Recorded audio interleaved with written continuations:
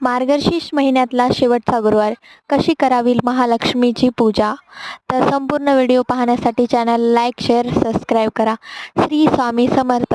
तर आज आपण महालक्ष्मीची पूजा बघणार आहेत. शेवटचा गुरुवार आपल्याला उद्या आहे.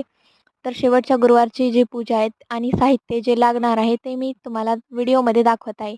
तर आपल्याला कोणतंही एक फळ घ्यायचं आहे, केळी किंवा आपण पेरू घेऊ शकतो. फुलं आपल्याकडे जे अवेलेबल असतील ते घेऊ शकतो. आणि वस्त्र करायचे तर कापसाची वस्त्र करायचे. तर कलशाला आपल्याला असे पट्टे वाढून घ्यायचे आहेत. मग कलशमध्ये हळद कुंकू टाकून घ्यायचे आहे. त्यानंतर एक सुपारी टाकायची आहे.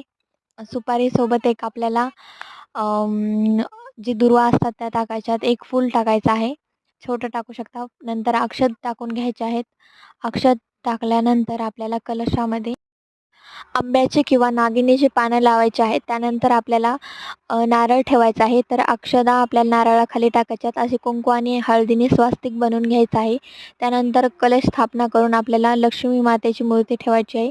एक नागिनीचे पान घ्यायचे, त्यावर अक्षदा टाकायच्या आहेत. नंतर सुपारी आणि त्या 5 फळं असतात त्याची मांडणी करायची. ते आपण गणपती च्या जागेवर पूजा करतो सुपारीची.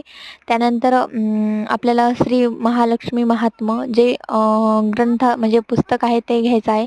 नंतर अशी पावले काढून घ्यायची आहेत. हे आपल्याला जर काढायची असली तरच काढू शकता, नाहीतर नाही काढले तरी चालते. त्यानंतर आपल्याला सर्वात पहिले गणपतीची पूजा करायची आहे. फुलांनी पाणी टाकून घ्यायचं आहे. नंतर हळदी कुंकू गणपतीला वाहून घ्यायचं आहे. त्यानंतर आपल्याला कलशाला हळदी कुंकू लावून घ्यायचं आहे.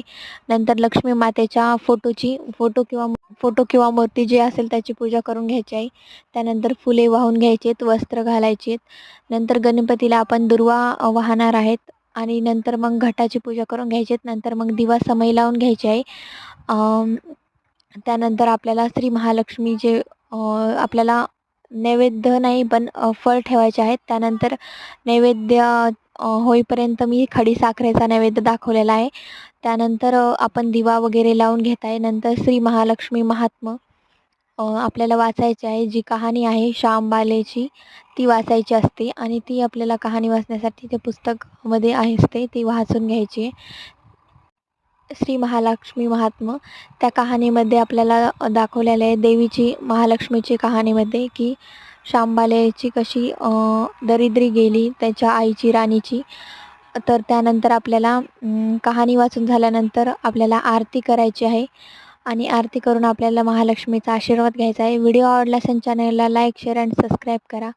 त्यानंतर आपल्याला गणपतीची